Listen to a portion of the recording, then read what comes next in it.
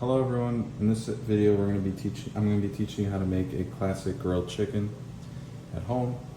It requires very minimal ingredients when it comes to recipes, and most people who make grilled chicken end up making it too dry because they don't know how to exactly get it right. And in this video I'm going to be teaching you how I do it, and it's very consistent, and we're going to keep it very simple as much as we can. So of course, to start things off, you're going to want chicken breast. We have just one chicken breast right here, nice and simple. We have a lovely, on a plastic cutting board, not a wood cutting board like this one right here. The main reason we want to do that is that typically for raw meats, you always want to try to put it on a plastic surface instead of a wood surface. It helps it in the long run. We also have, of course, a knife. This is a KitchenAid knife that you can get pick up at your local Walmart. Set of three, not very expensive at all, which is very nice. And then your seasoning, whatever you like. For this, to keep it nice and simple, we have pepper and Old Bay. So to start things off, we want to try to get this chicken breast to be even. And because right now it has different thicknesses, which makes it a little bit more difficult in order to cook it evenly.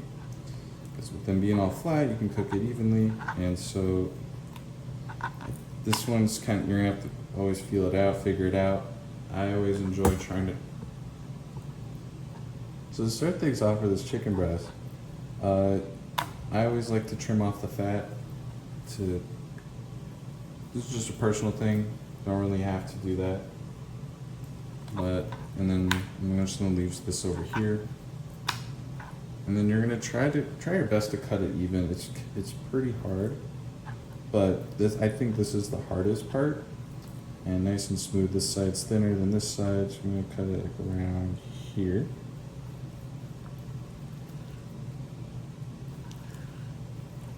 So we have one guy who's relatively even on all sides, like this side's thinner than this over here.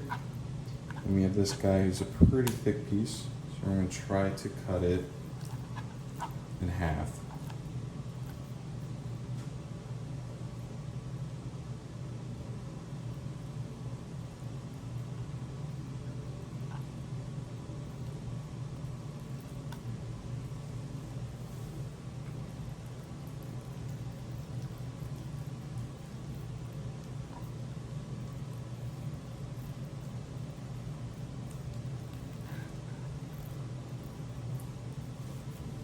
Which again, I feel like just trying to cut the chicken breast in your parts is definitely the hardest part. So these guys are now roughly the same thickness. And then now you can season it with whatever you like. So we're gonna do that real quick.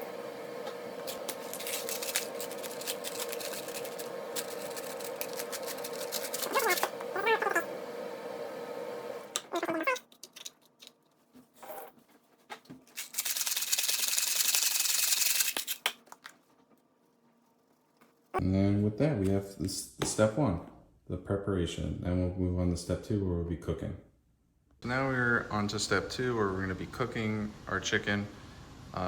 So what you'll need for this is you'll need, of course, your chicken that you've made before, a pan, stainless steel is my preferred. It's up to you, whatever you want, doesn't matter.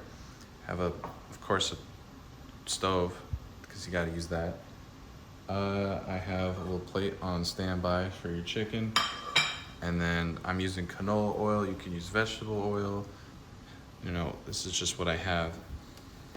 Keep things simple. And so to start off, you put a little bit of canola oil in here. You don't want, it's probably too much. You don't want too much, because what could happen is a lot of oil can splatter, and maybe you don't want a very oily dinner. But here we are. And then we're gonna turn our grill on. And while that's slowly heating up, I can explain the plan. All right, so while that's slowly heating up, my main plan is a slow and steady approach. And so as you could see on the bottom down here, we have a knob high to low. It's right now on the third lowest setting. So you've got low, 1, probably 2. And it's about the temperature I'm gonna keep it at. Like I can always increase it up to here, but for the most part, slower it is, the more you can control how fast it's cooking. I also like having tongs, which are nice because you're gonna want to pick up this chicken. And while that's still heating up, other things to keep in mind is having like your dinner knife on the side, because in case you want to make sure the chicken's cooked all the way, it's a good idea to cut the chicken in half. Okay, some time has passed and the pan is warm. The way you can tell if the pan is hot enough is if you put your hand above the pan and you can feel the heat from underneath. And if you always want to be careful, you can lower the oven, because this part can always make a mess and could potentially hurt you. But there's an easy way around it. Is when you take your meat, when you lay it down, you start close to you and then you lay it away. So kind of like that. So I laid it away from me. And you can hear a little sizzle. It's not that much because it is pretty low. But now you want to do this for all your pieces. Your chicken.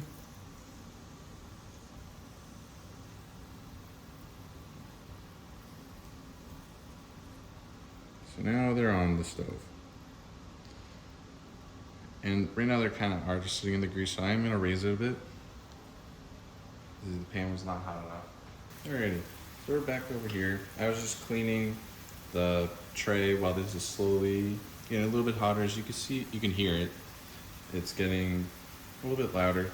And I just like to flip it off the start. Like, it's not cooked by any means, but for me, just keep flipping them and then just keeping an eye on them always helps me understand how they're doing.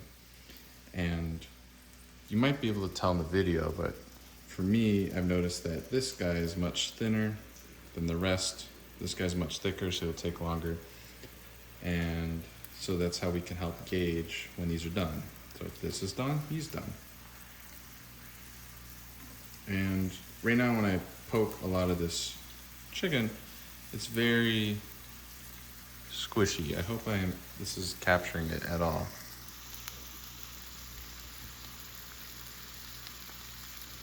It's very squishy. And because of that, it's not cooked. Who would have thought? Because I just put it on there. Of course it's not cooked. But right now they jump back at you. That's when you poke it. And now that you've established a little bit of a little coat on them, you're going to flip it. And you can flip it as many times as your heart desires.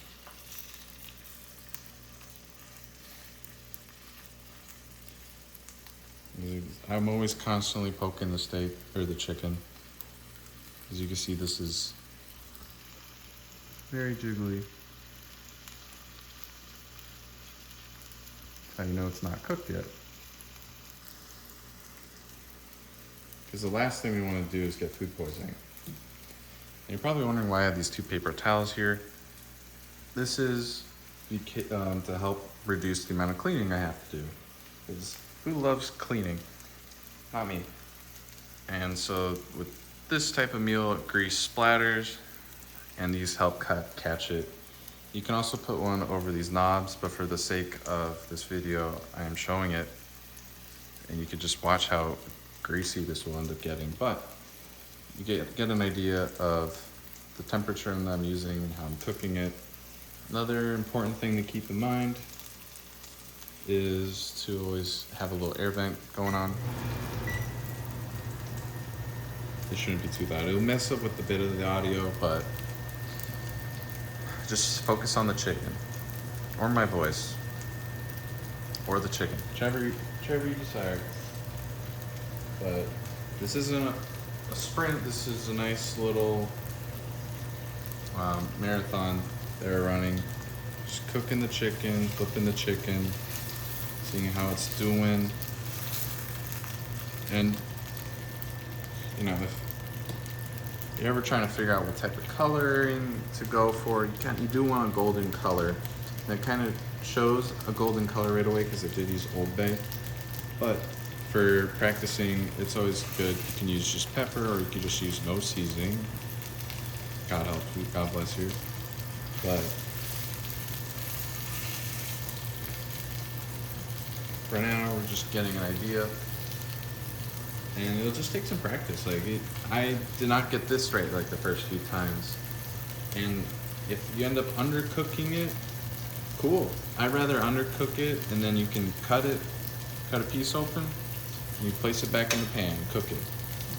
So if you accidentally overcook it, well, then don't cook this much next time. It sounds simple in theory, but with enough practice, you'll get the hang of it.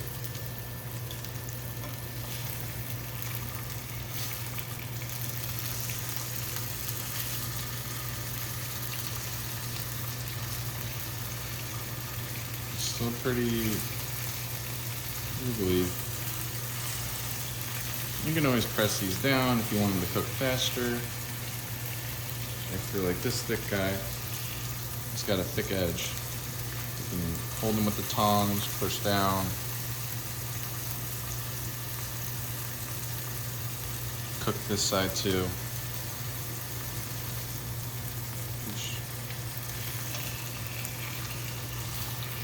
This guy's got it as well.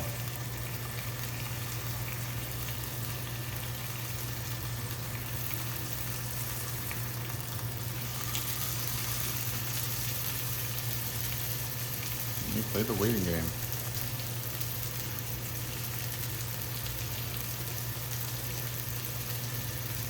If you guys like this type of content, feel free to let me know what type of foods you want to learn how to make.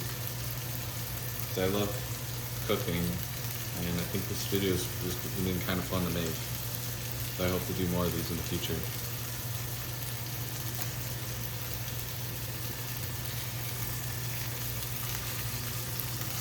Just little flips all around.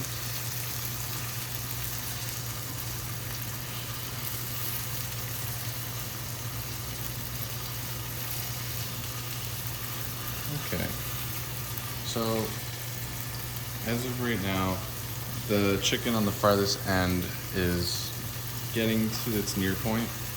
It's kind of cooked on this side, and you can kind of zoom in. There we go, nice and zoomed in on the chicken.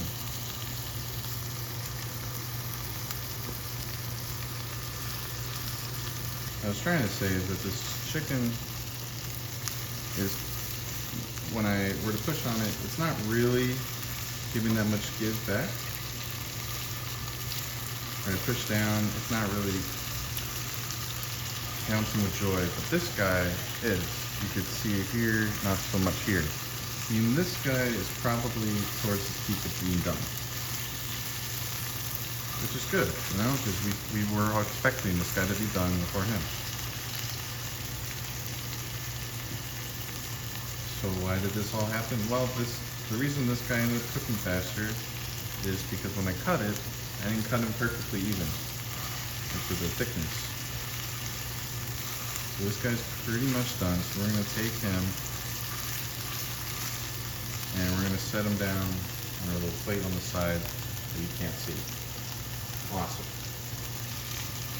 But we'll just show you at the end, and we'll let these two cook for a bit longer.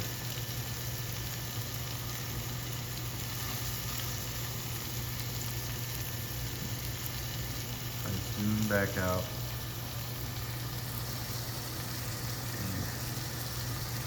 There we go. You can see we still haven't really changed the dials at all. Like, it's still pretty low, just low and slow.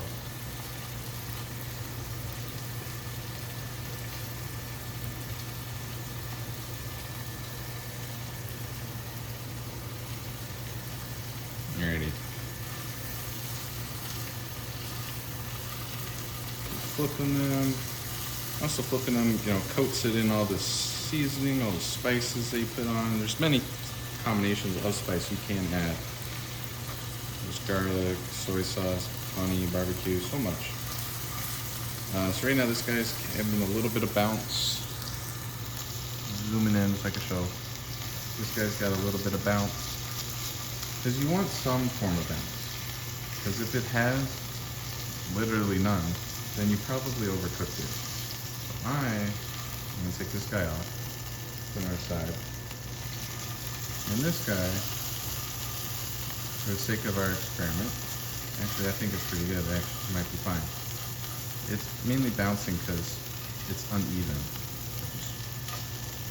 It's beautiful. So I'm gonna take this guy off, into the side, turn this off, and then we'll go over to the chicken. All right, we are back at the chicken. I didn't really do much. I just moved it to the side, moved the camera out of the way. And you can always wait for this to cool, because the longer you wait, the more it's internally cooking on the inside. But if you're ever unsure and you don't want to wait for the main pan to be cool off, you can cut your biggest piece, which is this guy right here.